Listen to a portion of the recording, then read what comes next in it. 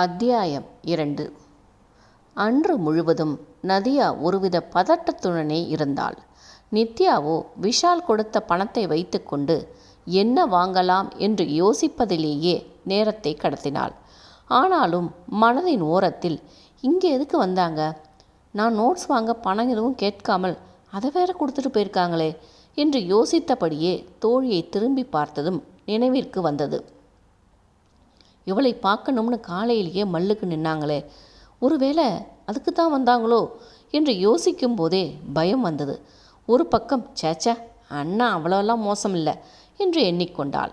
என்ன சமாதானப்படுத்தி கொண்டாலும் மனம் என்னவோ ஏற்க மறுத்தது. நகத்தை கடித்தபடி தன் முன்னே அமர்ந்திருந்தவளிடம், நதி, ஏன் இன்னைக்கு இவ்வளவு டென்ஷனாக இருக்க?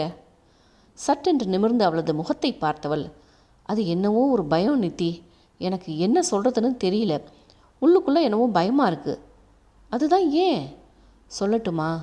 சொல்லு நதி. உங்கள் அண்ணன் என்னை பார்க்க தான் காலேஜுக்கு வந்தாங்களோன்னு டவுட்டு. சற்றே கோபத்தை உள்ளடக்கிய குரலில், எப்படி சொல்கிற? இவ்வளவு உயர்ந்த எண்ணம் எப்படி வந்துச்சு உனக்கு? தப்பாக நினச்சிக்காத நித்தி, கடுப்பேற்றாமல் சொல்லு. எச்சிலை விழுங்கி முகத்தை அழுந்த துடைத்து கொண்டு போகும்போது ஜன்னல் கிட்ட நின்று என்னை பார்த்து கண்ணடிச்சாங்க. அவளிடம் கேட்டுவிட்டு தண்ணீரை பருகி கொண்டே கேட்டுக்கொண்டிருந்தவளுக்கு நதி சொன்ன விஷயம் புரைக்கேற வைத்தது.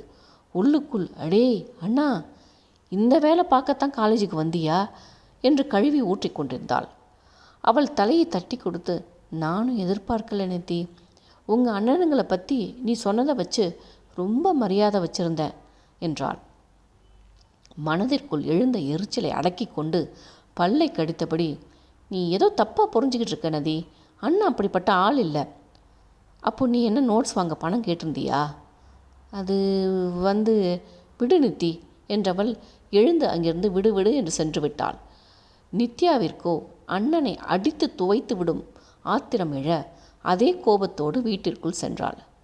வீட்டினுள் நுழைந்ததும் அன்னையிடம் பேசாமல் சென்று தனது அறையில் கதவடைத்து கொண்டாள். பத்மாவோ என்ன ஆயிற்று இந்த பெண்ணுக்கு என்று பார்த்தபடி அமர்ந்திருந்தார். செல்வநாயகமும், எதுவும் மார்க் வந்திருக்கா பத்மா, இப்படி கோபமாக போகிறா? தெரியலங்க, விடுங்க, கொஞ்ச நேரத்தில் தானாக வருவா என்று கண்டு கொள்ளாமல் தன் வேலையை பார்க்க சென்றார். கிருஷ்ணா மதியத்திற்கு மேல் வேலை நடக்கும் இடங்களை மேற்பார்வையிட சென்றுவிட கீர்த்தி காலையில் நடந்தவைகளை எல்லாம் அசை போட்டபடி அமர்ந்திருந்தாள். நீலா என்ன செய்கிறாள் என்று பார்க்க சோகமே உருவாக வேலை செய்து கொண்டிருந்தாள். மெல்ல அவள் அருகே சென்றவள் தோளில் கையை வைத்து அழுத்தி, நீலா, நீ வேணா பர்மிஷன் போட்டுட்டு கிளம்புறியா? மனசில் போட்டு உருகிக்கிட்டு இருக்காத. சோர்வான முகத்துடன், இல்லை கீர்த்தி, சார் இதை ஈவினிங் முடிச்சிடணும்னு சொல்லியிருக்காரு. உன் முகமே சரியில்லை நீலா, சோர்வா தெரிகிற. சட்டென்று கண்கள் கலங்கிவிட, அடுத்த ஜென்மத்திலையாவது பணக்காரியாக பிறக்கணும் கீர்த்தி. அவள் கூறியதை கேட்டதும் விழிகள் தெரித்து விழும் அளவிற்கு விரிய, அத்தனை அன்பா அவர் மேலே? நான் கூட ஏதோ தினம் பார்க்குறதுனால ஏற்படும் ஈர்ப்புன்னு நினச்சேன் நீலா. எனக்கு என்ன சொல்கிறதுன்னு தெரியல. இந்த அன்பை அடைய அவர் கொடுத்து வைக்கல, அவளை தான் சொல்லுவேன் என்றவள் அவளது கையை பற்றி எழுப்பி, வா போய் ஒரு காப்பி குடிச்சிட்டு வருவோம், இப்படியே இருந்தால் மயங்கி விழுந்துருவ என்று கூறி அழைத்து சென்றாள். 5:30 மணி அளவில் ஒவ்வொருவராக கிளம்பிவிட நீலாவும் அவன் கொடுத்து சென்ற வேலையை முடித்துவிட்டு அவனை பார்க்க சென்றாள். அனைத்தையும் சரி பார்த்தவன், குட் நீலா, நான் நினச்சதை விட சீக்கிரமாக முடிச்சிட்டீங்க என்று பாராட்டினான். அவனது பாராட்டில் முகம் மலர, தேங்க்ஸ் சார் என்றாள். நிமிராமலேயே, நீங்கள் போகலாம் என்றான். அவன் தன்னை ஒரு முறையாவது நிமிர்ந்து பார்க்க மாட்டானா என்கிற ஏக்கத்துடன் பார்த்துவிட்டு கதவருகே சென்றவளை தடுத்து நிறுத்தியது அவனது குரல். நீலா, ஒரு நிமிஷம் நில்லுங்க, உங்ககிட்ட பேசணும். அந்த அழைப்பில் மகிழ்ந்து அவசரமாக திரும்பி அவனை பார்க்க தன் கையில் இருந்த பேனாவை உருட்டியபடி அப்பொழுதும் அவளை நிமிர்ந்து பார்க்காது, என்ன லவ் பண்ணுறீங்களா என்றான் அதிரடியாக. அவனது கேள்வியில் அதிர்ந்து போனவள் விழிகள் விரிய, சார், மிஸ் கீர்த்தி கிட்ட நீங்கள் பேசிக்கிட்டு இருந்ததை நான் கேட்டேன் என்று சொன்னவனின் பார்வை இப்பொழுது அவளை துளைத்தது. அவன் பார்க்க மாட்டானா என்று ஏங்கியிருந்தது போக இப்போது அவனது பார்வையை சந்திக்கும் தைரியமற்றவளாக தலை குனிந்து நின்றாள். நான் உங்களை தப்பு சொல்லலை நீலா. எனக்கென்று சில கொள்கைகள் இருக்குது. நான் என்றைக்கும் அதை தாண்டி வெளியில் வரமாட்டேன். அதோடு நீங்கள் என்னோடய ஸ்டாஃப்.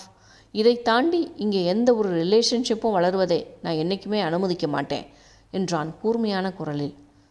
சாரி சார் என்றால் தழும்பிய கண்ணீரை உள்ளடக்கியபடி. நான் சொன்னதை நல்ல மனசில் வச்சுக்கோங்க. மறுபடியும் இதே மாதிரி உங்கள் ஃப்ரெண்டுக்கிட்டேயோ மற்றவங்க கிட்டேயோ லவ் பண்ணுறேன் அது இதுன்னு பேசினது காதில் விழுந்தா அடுத்த நிமிஷம் டெர்மினேட் பண்ணிடுவேன். அவனது மிரட்டலில் உடல் நடுங்கி போனவள், இல்லை சார், இனி இப்படி சொல்ல மாட்டேன் என்றாள் கன்னங்களில் கண்ணீர் வழிந்தோட. ஓகே, கெட் அவுட் என்றான் அவள் முகம் பார்க்காமலே. அவனது அலட்சியமும் மிரட்டலும் அவளை பாதித்தது என்று சொல்வதை விட என் மீது காதலை வளர்த்து கொள்ளாதே என்று கூறியதுதான் வலித்தது.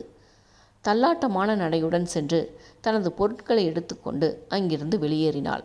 அவனோ அவளை அனுப்பிய பிறகு அதை பற்றி கவலை கொள்ளாமல் தனது வேலைகளை முடித்து கொண்டே கிளம்பினான். விஷாலோ அன்று முழுவதும் மிகுந்த உற்சாகத்துடன் இருந்தான். பாதி நேரம் கனவிலேயே மிதந்தான்.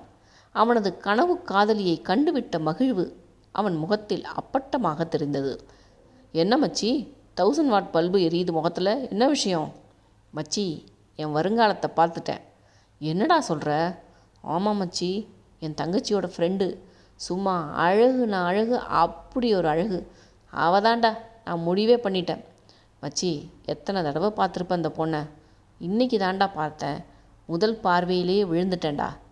நண்பனின் தோள்களை அழுந்த பற்றி கொண்ட சித்தார்த், அவசரப்படாதடா, பழகிப்பாரு.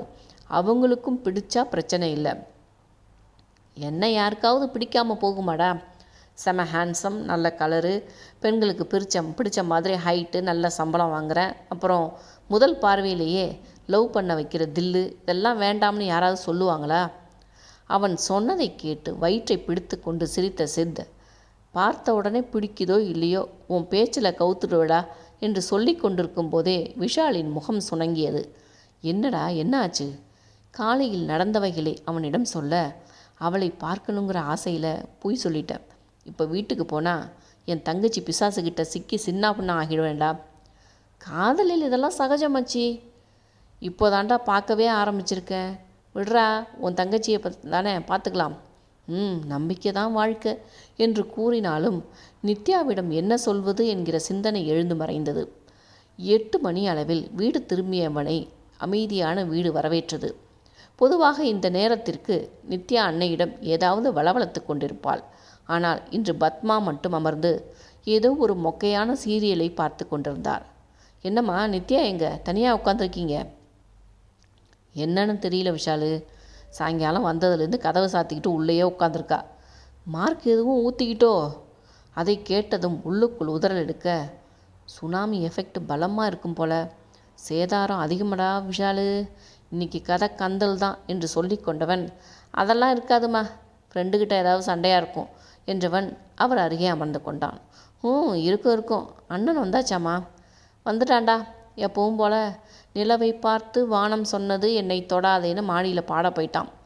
அவர் சொன்னதை கேட்டு பக்கென்று சிரித்தவன், உங்கள் பசங்களை கலாய்க்கிற வேறு யாரும் வேண்டாமா, நீங்கள் மட்டுமே போதும் என்று மெல்ல எழுந்து தன் அறைக்கு சென்றான். அவன் வந்ததிலிருந்து பேசியவை அனைத்தையும் தன் அறையிலிருந்து கேட்டுக்கொண்டிருந்த நித்யாவிற்கு மேலும் கோபத்தை அதிகப்படுத்தியது. ஒன்றுமே நடக்காத மாதிரி எப்படித்தான் இருக்க முடியுதோ, இங்கே வரட்டும் பேசிக்கிறார் என்று அவனது வரவிற்காக காத்திருந்தாள். அவளது காத்திருப்பு புரிந்தே வேண்டுமென்றே மெதுவாக தனது வேலைகளை முடித்துக்கொண்டு அவளது அறை கதவை தட்டினான். உடனே திறந்து விடாமல் சற்று நேரம் காக்க வைத்துவிட்டே திறந்தாள். அவன் உள்ளே நுழைந்ததும் கதவை சாத்தி தாளிட்டவள் 2 கைகளையும் குறுக்கே கட்டிக்கொண்டு அவனை முறைத்தபடி நின்றாள். மெல்லிய சிரிப்போடு அங்கிருந்த நாற்காலியில் அமர்ந்தவன், அடேங்கப்பா, வரவேற்ப பலமாக இருக்கு. முறைப்புடன் சிறிது நேரம் பார்த்தவள், எதுக்கு காலேஜுக்கு வந்தீங்க? நோட்ஸ் வாங்க பணம் கேட்டு மறந்துட்டியே, அதை கொடுக்கத்தான் வந்தேன் என்றான் சிரிப்புடன். யாரு? நான் பணம் கேட்டேன், அதுவும் நோட்ஸ் வாங்க என்றாள் இடுப்பில் கை வைத்தபடி. இல்லையா பின்ன என்று மேலும் சிரித்து வெறுப்பேற்ற அவளின் கோபம் எல்லை கடக்க ஆரம்பித்தது. அண்ணா, என்ன பண்ணிகிட்ருக்கீங்க? நீங்கள் பண்ணின வேலையில் என் ஃப்ரெண்டு உங்களையும் அண்ணனையும் தப்பாக பேசிட்டா என்றாள் கலங்கிய கண்களுடன். என்னடா சொல்கிற? ஆமாண்ணா, நதியை பார்த்து நீங்கள் கண்ணடிச்சது தப்பு தானே? அதுதான் அவள் கேட்குறா. என்னவோ உங்கள் அண்ணனுங்களை பற்றி ஆகாவோன்னு சொன்னேன், ஆனால் இவ்வளவு கேவலமாக பிஹேவ் பண்ணுறாங்கன்னு கேட்டுட்டா. அவ்வளவு நேரம் சிரிப்புடன் இருந்தவன், நான் பண்ணது தப்பு தான், இல்லைன்னு சொல்லலை. ஆனால் அதுக்கு நீயும் ஒரு காரணம். என் ஃப்ரெண்டு அப்படி இருப்பா இப்படி இருப்பா, அவள் சிரிப்புக்கு காலேஜே அடிமை அப்படின்னு உசுப்பேற்றுனது நீ தானே? என்ன? இதெல்லாம் அநியாயம். பெரிய அண்ணனுக்கும் தான் சொல்லியிருக்கேன். அவங்க என்ன உங்களை மாதிரியா பண்ணினாங்க? அவன் கண்ணு முன்னாடி வந்தாலும் கல்லையும் மண்ணையும் பார்க்குற மாதிரி பார்த்துட்டு போவான். நான் அப்படி இல்லை, கலாரசிகன். அதிலும் நதியா, நீ சொன்னது ரொம்பவே கம்மி என்றான் கண்களை மூடிக்கொண்டு. அவன் முதுகில் மொத்தியவள், இது நல்லதுக்கு இல்லை, சொல்லிட்டேன், இதோடு விட்டுடுங்க. No way. அவளே விஷாலை எனக்கு ரொம்ப பிடிக்கும்னு சொல்ல வச்சு கட்டிக்கிறேன். அதுவரை ப்ளீஸ் க்ளோஸ் தி டோர். கைகளை உதறி, அண்ணா இப்படிலாம் செஞ்சீங்கன்னா நான் பெரியண்ணா கிட்ட சொல்லிவிடுவேன். சொல்ல, அப்படியாவது அவன் யாராவது பொண்ணை பார்த்து கரெக்ட் பண்ணுறானான்னு பார்ப்போம். ஓங்கி தலையில் அடித்து கொண்டு அழுகுரலில், தயவு செஞ்சு கேட்குறேண்ணே, விட்டுடுங்கண்ணே. அவளுக்கு அக்கா மாமா தவிர யாருமே இல்லை. அதுவும் அவங்க மும்பையில் இருக்காங்க. என்னோடய ஃப்ரெண்ட்ஷிப் தான் அவளுக்கு இங்கே ஆசுவாசம். மெல்லிய சிரிப்புடன், தேங்க்ஸ் ஃபார் தி இன்ஃபர்மேஷன். நான் இருக்கும்போது அவளுக்கு வேற என்ன வேணும் என்று சொல்லிவிட்டு கதவருகே சென்றவனை ஓங்கி முதுகில் அடித்தாள். அடங்கவே மாட்டீங்களா? உங்கள் அண்ணிக்கிட்ட என்னுடைய பராக்கிரமங்களை எல்லாம் சொல்லி ஹெல்ப் பண்ணினா நீ கேட்குற எல்லாம் வாங்கித்தரேன் என்றான் கண் சிமிட்டி. கோபமும் அழுகையும் ஒன்று சேர புசு புசுவென்று மூச்சு விட்டு கொண்டு அவனை தாண்டி அறையை விட்டு சென்றாள். அவளை பார்த்து சிரித்தபடி கிருஷ்ணாவை காண மாடிக்கு சென்றான். அங்கோ அண்ணாந்து வானத்தை பார்த்தபடி நின்றிருந்தவன் அருகில் சென்ற விஷால், என் நேரமும் இப்படி இயற்கையே பார்த்துட்டு இருக்கியே, உனக்கு அழுக்கவே இல்லையாண்ணா? அவன் குரல் கேட்டதும் திரும்பி அவனை பார்த்தவன், எனக்கு பிடிச்சிருக்கு பார்க்குறேன் என்றான் பட்டும் படாமல். கைப்பிடி சுவர் மீது ஏறி அமர்ந்தவன், அம்மாவும் அப்பாவும் உன்னை பற்றி தான் கவலைப்படுறாங்க. நீ ஏன் அவங்க பேச்சை கேட்டு கல்யாணம் பண்ணிக்க கூடாது? தம்பியின் எதிரே இருந்த சுவற்றில் சாய்ந்து கொண்டவன், உன்னை என்கிட்ட பேச சொன்னாங்களா? இல்லை, நானே கேட்குறேன். எது உன்னை தடுக்குது? எனக்கு இந்த கல்யாணம், குழந்தை, பேரம் பேத்தி, இந்த லௌகீக வாழ்க்கையில் விருப்பம் இல்லை விஷால். அவனை குறு என்று பார்த்தவன், நான் உன்னை கேட்டால் தப்பாக எடுத்துக்கக்கூடாது. கேளு. உனக்கு இந்த செக்ஸ் பற்றி எதுவும் பயமாக இருக்கோ என்று கேட்டுவிட்டு அவன் அடிக்க வந்து விடுவானோ என்று ஓடுவதற்கு தயாரானான். கிருஷ்ணாவோ இந்த கேள்வியை எதிர்பார்க்காதவன் சுற்றுப்புறமே அதிரும் அளவிற்கு விழுந்து பிறண்டு சிரித்தான். அதை பார்த்த விஷாலுக்கோ, அப்பாடா அடி வாங்காமல் தப்பிச்சோம், ஆனால் இவன் எதுக்கு இப்படி சிரிக்கிறான் என்று வாயை பிளந்து கொண்டு பார்த்து கொண்டிருந்தான். சற்று நேரம் முடித்து விஷாலை பார்த்து மீண்டும் சிரிப்பு எழ, ஏண்டா இப்படி ஒரு கேள்வி என்ன பார்த்து கேட்ட என்று விட்ட இடத்திலிருந்து மீண்டும் சிரிக்க ஆரம்பித்தான். ஐயோ, எதுக்கு இப்படி சிரித்து தொலைகிற? சிரிப்பை அடக்கி கொண்டு, ஒருத்தன் கல்யாணம் வேண்டாம்னு சொன்னால் இதுதான் காரணமாக இருக்கணுமாடா? அதுவும் அண்ணனை பார்த்து கேட்குற கேள்வியாடா அது? அவனோ சற்றும் சலித்து கொள்ளாமல், நானாவது கேட்டேன், அம்மாவும் அப்பாவும் டாக்டர்கிட்ட கூட்டிகிட்டு போய் உன்னை காட்டுறதுக்கு பிளான் பண்ணுறதுக்கும் சான்ஸ் இருக்குது, எதுக்கும் ஜாக்கிரதையாக இருந்துக்கோ என்று கூறிவிட்டு இறங்கி ஓடியே விட்டான். ஓடுகிறவனின் பின்பக்கத்தை பார்த்து கொண்டிருந்தவனின் இதழ்கள் சிரிப்புடன் விரிந்தது. திரும்பி நின்று இருட்டை வெறித்தவனின் இதழ்களில் நிறைந்த புன்னகை. மனமோ எதையோ அசை போட்டு கொண்டிருந்தது. உடல் லேசாகி பறப்பது போன்ற ஒரு உணர்வை கொடுத்தது அவனுக்கு. விஷால் பேசி சென்றதும் சில பல நினைவுகளில் மூழ்கியது. கையில் இருந்த ஃபோனை எடுத்து தனது பிஏவிற்கு அழைத்து மறுநாள் மும்பைக்கு டிக்கெட் போடும்படி கூறிவிட்டு ஃபோனை வைத்தான்.